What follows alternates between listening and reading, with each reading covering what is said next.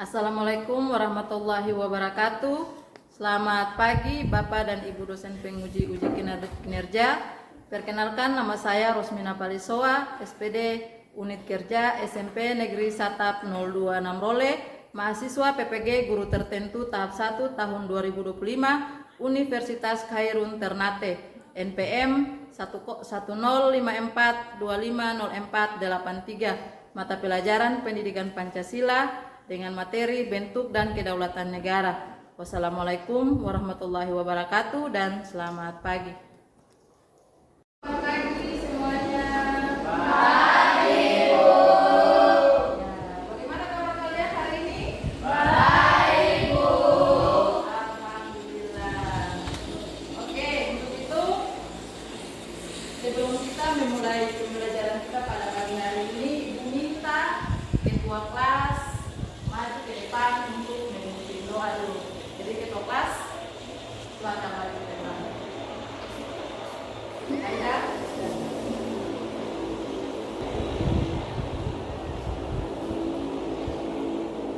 Teman-teman, semoga presiden pada hari ini marilah kita berdoa menurut agama dan kepercayaan kita masing-masing. Berdoa mulai.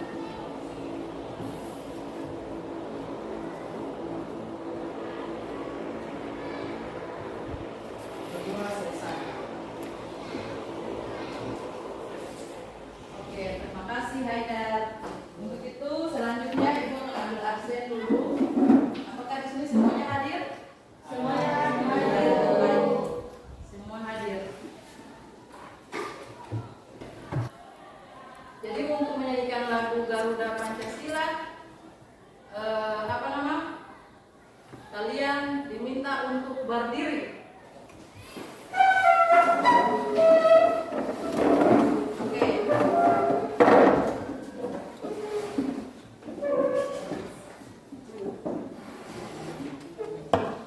Oke, mulai.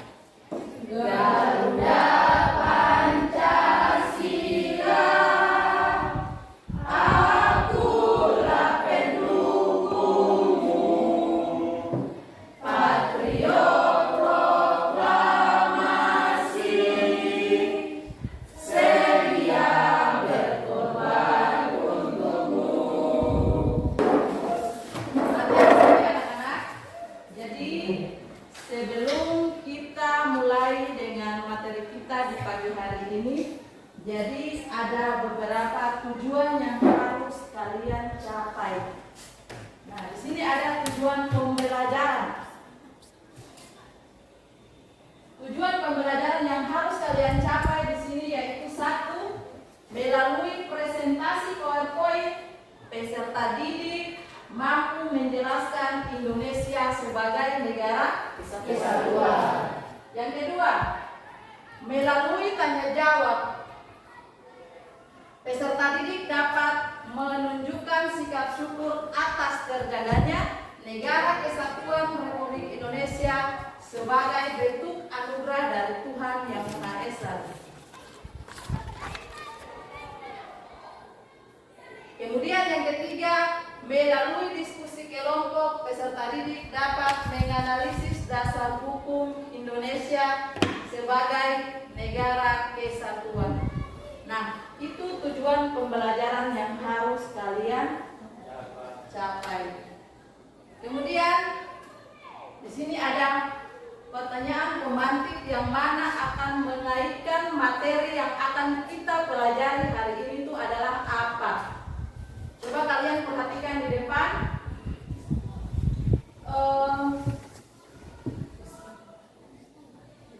Bentuk negara apa yang dipakai oleh bangsa Indonesia saat ini? Siapa yang bisa menjawab? Saya, Bu. Oke, berdiri.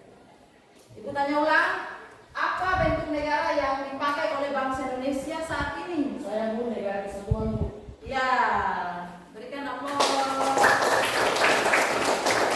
Pertanyaan yang kedua yaitu, pernahkah kalian mendengar kata Den Haag? Siapa yang pernah dengar? Iya, Den Haag, berdiri. Apa itu Den Haag? Den Haag adalah sebuah yang ada di Belanda. Iya, jadi tepuk tangan.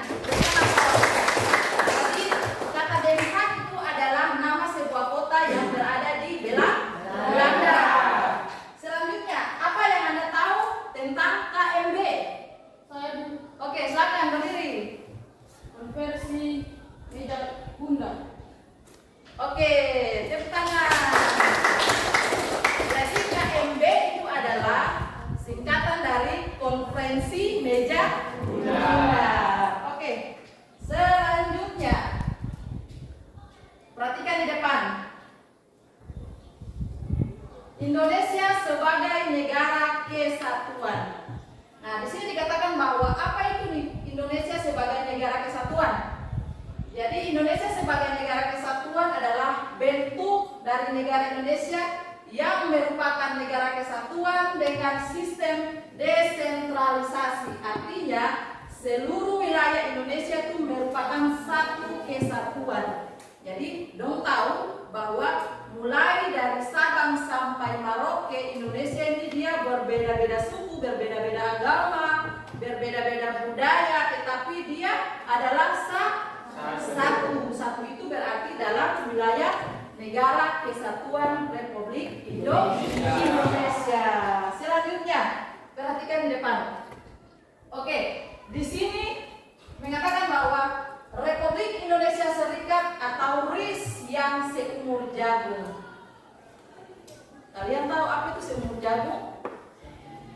Seumur jagung itu artinya dia tidak bertahan lama. Nah, kenapa sampai Republik Indonesia Serikat RIS ini dia dikatakan seumur jagung? Karena dia tidak bertahan selama 1 tahun. Dia tidak sampai 1 tahun saja dia sudah dibubarkan. Nah, sesuai dengan pertanyaan pemantik kita di awal pembelajaran, yaitu apa itu Den Haag, apa itu KMB. Nah, kita akan pelajari di sini. Nah, kalian perhatikan di depan. Den Haag, ya benar sekali, Den Haag itu adalah nama salah satu kota yang berada di Belanda. Nah, dari Den Haag, kota yang berada di Belanda ini, di situ terselenggaranya konferensi meja bundar atau KMB di Den Haag. Jadi konferensi meja bundar itu diselenggarakan di Den Haag atau di Belanda dengan perwakilan dari Indonesia dan perwakilan dari Belanda. Jadi ada perwakilan dari Indonesia dan ada perwakilan dari Belanda. Di situ mereka melakukan perundingan. Jadi perundingan yang mereka lakukan itu adalah menyepakati atau mereka mau membahas mengenai kemerdekaan Indonesia. Oke, itu saja materi yang disampaikan hari ini. Untuk itu, apakah ada pertanyaan atau ada hal-hal yang belum kalian pahami? Ibu persilakan. Siapa yang mau bertanya? Bu. Oke, silakan berdiri, Faiz. Assalamualaikum warahmatullahi wabarakatuh. Waalaikumsalam warahmatullahi wabarakatuh. Terima kasih atas kesempatan yang Ibu berikan kepada saya. Di sini saya akan memberikan pertanyaan kepada Ibu. Dari penjelasan yang sudah Ibu sampaikan, yakini Indonesia menjalankan konsep negara kesatuan sistem desentralisasi. Yang akan saya tanyakan yaitu, apa itu sistem desentralisasi? Iya, pertanyaannya ada pada bagian ini. Perhatikan, jadi yang Faiz tanyakan itu adalah bentuk negara Indonesia yang merupakan negara kesatuan itu dengan sistem desentralisasi. Yang ditanyakan sistem desentralisasi itu adalah apa? Nah, jadi sistem desentralisasi itu adalah pendelegasian tugas dan wewenang yang diberikan oleh pemerintah pusat kepada pemerintah daerah. Itu adalah sistem desentralisasi. Jadi tugasnya itu atau wewenangnya itu diberikan oleh pemerintah pusat kepada pemerintah daerah.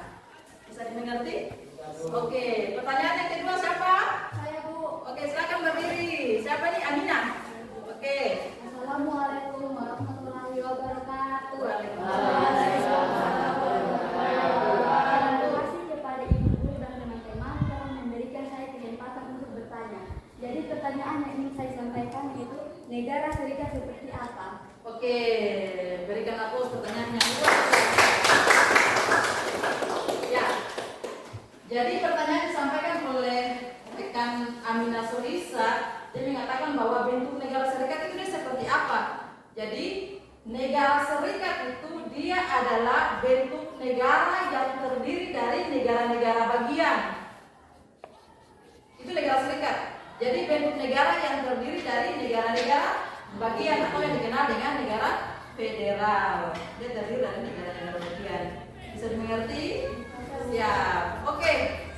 Selanjutnya Ibu akan memberikan lembaran kerja kalian untuk kalian nanti akan kerja bersama-sama, kerja kelompok ya. Jadi ada, Ibu sudah buat LKPD di sini. Di masing-masing LKPD ini sudah ada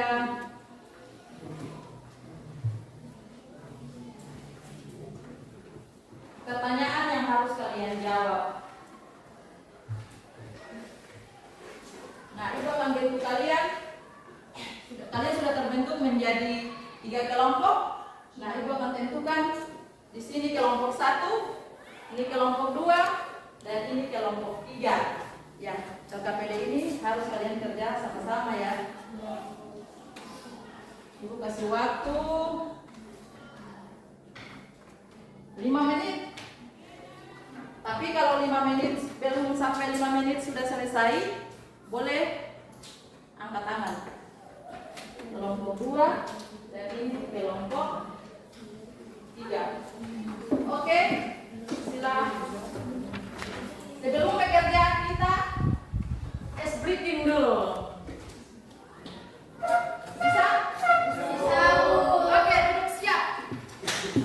Perhatian sini. LKPD ditaruh dulu di atas meja.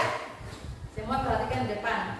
Nah, perhatikan di depan, dengarkan kata kuncinya. Kata kuncinya di sini adalah bos.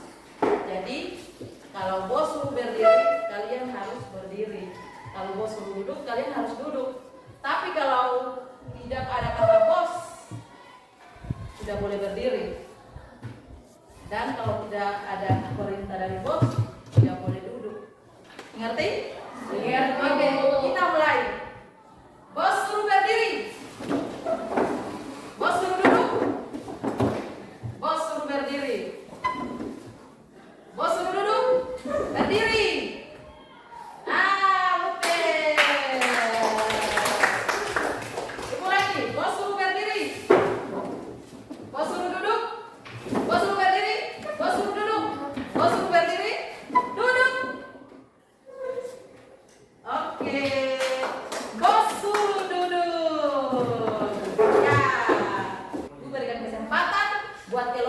Untuk mengadakan lembaran LKPD. Silakan.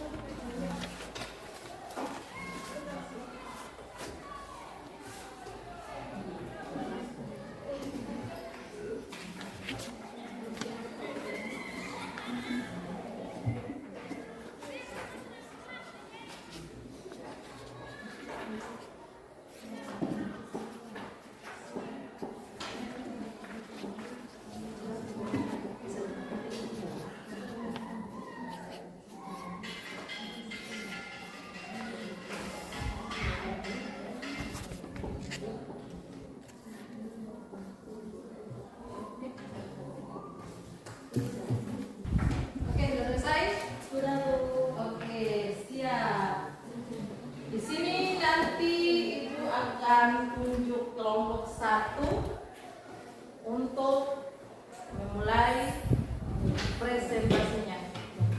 Oke, bisa kelompok 1 sudah siap? Sudah, Bu. Oke, untuk kelompok 2 dan kelompok 3 harap perhatikan hasil presentasi dari kelompok 1. Silakan.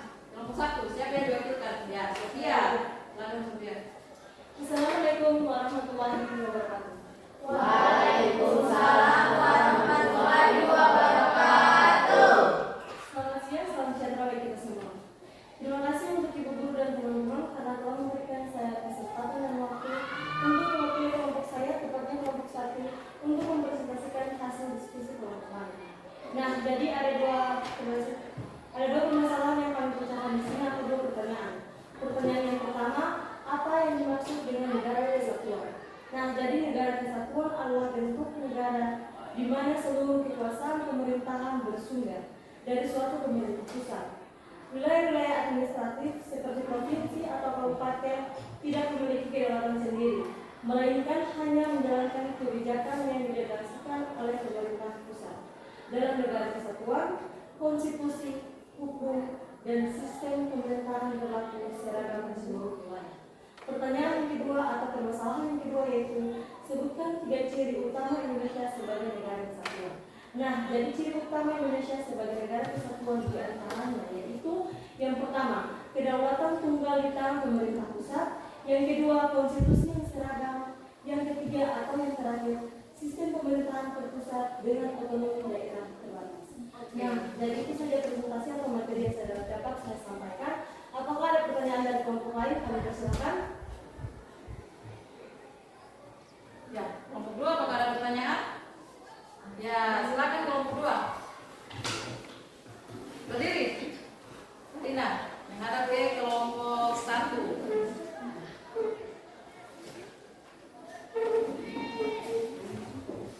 Assalamualaikum warahmatullahi wabarakatuh. Waalaikumsalam warahmatullahi wabarakatuh.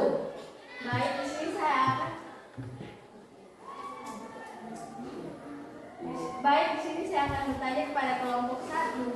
Pertanyaannya yaitu, coba Anda sebutkan apa dasar hukum yang menegaskan bentuk negara kesatuan di Indonesia. Baik, terima kasih.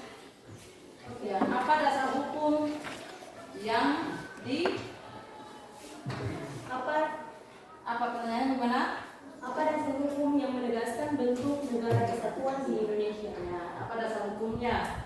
Oke, saya akan menjawab pertanyaan dari kelompok 2 tentang apa dasar hukum yang menegaskan tentang bentuk negara kesatuan. Jadi dasar hukum yang menegaskan bentuk negara kesatuan di Indonesia adalah terdapat 2 poin. Poin yang pertama, UUD 1945 pasal 1 ayat 1 menyatakan yaitu negara Indonesia ialah negara kesatuan yang berbentuk republik. Poin yang kedua yaitu Undang-Undang Nomor 23 Tahun 2014 tentang pemerintahan daerah. Apakah jawaban yang saya berikan sudah bisa diterima? Sudah. Apa? Bagaimana kelompok 3? Apakah sudah siap? Nah, silakan kelompok 3. Atas nama siapa? Juniati ya. Silakan Juniati. Assalamualaikum warahmatullahi wabarakatuh. Waalaikumsalam warahmatullahi wabarakatuh. Terima kasih kepada teman-teman yang guru telah memberikan saya kesempatan untuk mewakili kelompok saya ke kelompok 3 untuk mempresentasikan hasil perjalanan. Di sini ada 2 soal yang telah kami jawab. Soal pertama yaitu mengapa penting bagi Indonesia untuk mempertahankan bentuk negara kesatuan. Jawabannya yaitu pentingnya bangsa Indonesia untuk mempertahankan bentuk negara kesatuan agar yang pertama dapat menjaga disintegrasi nasional, dan yang kedua dapat menjaga kesamaan hak dan kewajiban antar warga negara, yang ketiga dapat memperkuat identitas nasional di tengah keberagaman.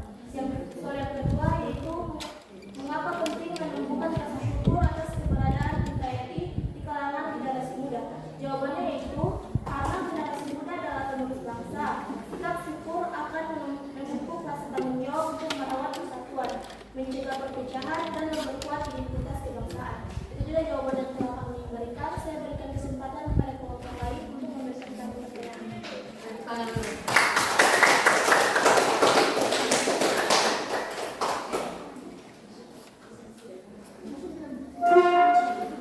Apakah ada yang ingin bertanya? Saya.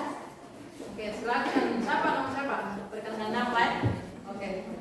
Di sini, menghadap ke sini. Perkenalkan, nama saya Dira Alisa. Saya ingin bertanya tentang apa makna dari pernyataan bahwa generasi muda adalah penerus bangsa. Apakah ada yang lain? Perkenalkan, nama saya Safitri Ramadan. Katakan saya akan menanya mengapa penting mencegah perpecahan dalam kehidupan berbangsa dan bernegara. Sebelumnya, berikan kami waktu untuk menjawab pertanyaan. Siap.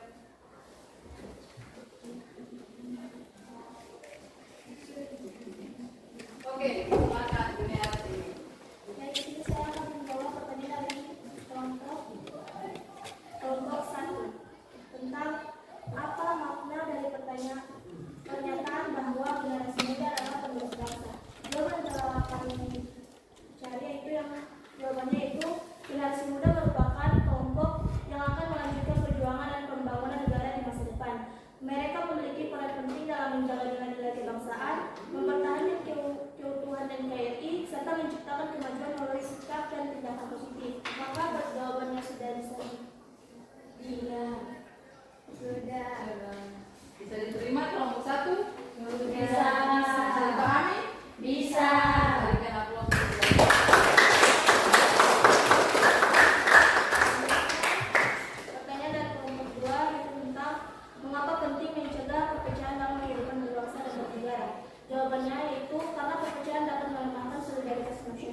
memicu konflik antar kelompok, dan mengancam kestabilan negara.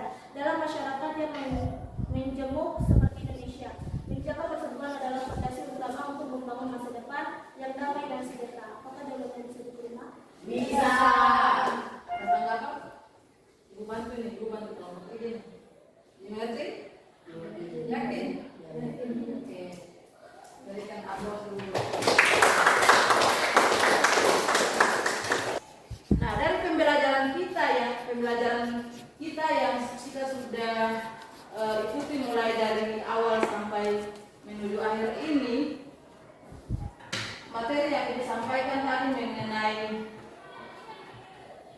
negara kesatuan, prosesnya mulai dari mana sampai dengan mana sampai Indonesia memakai bentuk negara menjadi kesatuan, dari res menjadi kesatuan. Nah, kita bisa tahu bahwa selama itu ternyata bangsa Indonesia itu belum mengakui kemerdekaan Indonesia. Nah, Belanda mengakui kemerdekaan Indonesia itu ada konsekuensi yang harus dibayar, yang sudah dijelaskan oleh Ibu sendiri itu. Nah, konsekuensinya itu adalah merubahnya bentuk negara dari negara kesatuan menjadi negara serikat. Seperti itu. Jadi ada hal-hal yang memang selama ini kita tidak tahu, kita jadi tahu. Contohnya seperti itu. Ternyata Belanda tidak mengakui atau Belanda belum mengakui kemerdekaan Indonesia pada tahun 1949 diadakan konferensi meja bundar untuk menyepakati yang namanya Undang-Undang Dasar Republik Indonesia Serikat. Oke, mungkin dari pembelajaran tadi kita bisa mengambil kesimpulan bahwa sebagai warga negara Indonesia yang baik itu kita tidak boleh membeda-bedakan suku, membeda-bedakan agama, membeda-bedakan ras dan budaya orang lain. Karena kalau kita berbicara tentang negara kesatuan, itu dari Sabang sampai Merauke itu walaupun berbeda-beda, tetapi kita tetap satu. Ibu akan memberikan kalian soal untuk kalian kerjakan. Jadi butuh beberapa menit untuk kalian menyelesaikan asesmen atau soal-soal ini. Jangan lupa kalian tulis nama ya.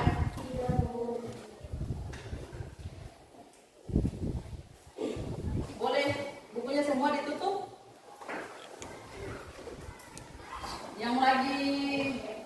Buku yang lagi terbuka itu bisa ditutup. Bahan ajar disimpan di laci. Oke, sudah?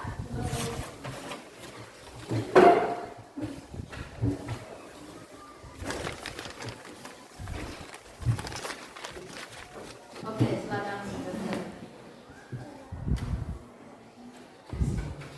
5 menit.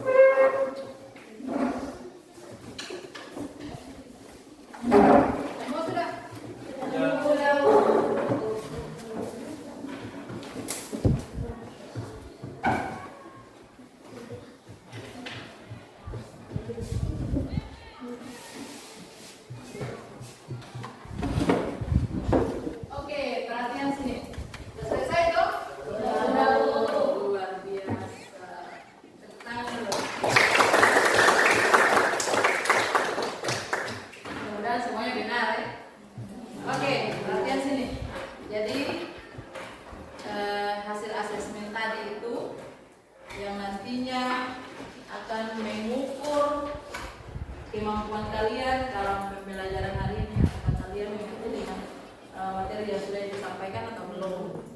Nah, untuk itu nanti pada pertemuan berikutnya kita akan, tadi kan kita membahas tentang negara kesatuan, toh. Nah, minggu depan kita akan masuk lagi dengan materi yaitu tentang negara Indonesia sebagai negara hukum. Tadi kan negara Indonesia sebagai negara kesatuan. Nah, minggu depan kita akan mempelajari materi mengenai negara Indonesia sebagai negara hukum. Materi yang tadi Ibu akan memberikan tugas buat kalian. Nanti sebelum kita mulai dengan materi minggu depan,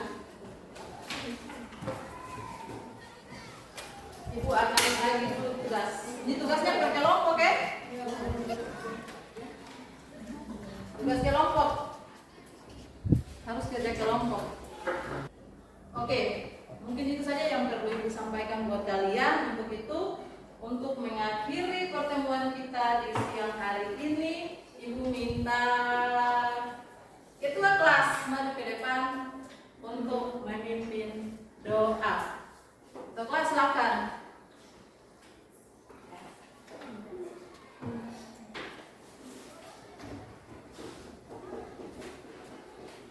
Teman-teman, sebelum kami akhiri aktivitas kita di pagi hari ini, marilah kita berdoa menurut agama dan kepercayaan kita masing-masing. Berdoa dimulai.